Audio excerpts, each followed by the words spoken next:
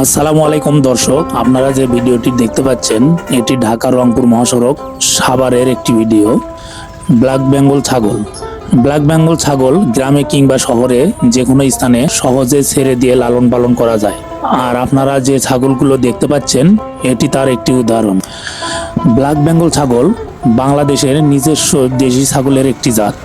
সংক্ষেপে এর তথ্য: উৎপত্তি বাংলাদেশ ও পূর্ব ভারতের কিছু এলাকা, বিশেষ করে পশ্চিমবঙ্গ।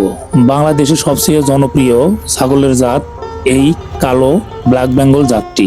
ছোট আকারে কিন্তু খুবই শক্ত ও রোগ প্রতিরোধ ক্ষমতা বেশি। মাংস খুব সুস্বাদু হয় এবং চামড়া উন্নত মানের। তাই বলা যায় ব্ল্যাক বেঙ্গল ছাগল বাংলাদেশের গর্বের একটি দেশি জাত।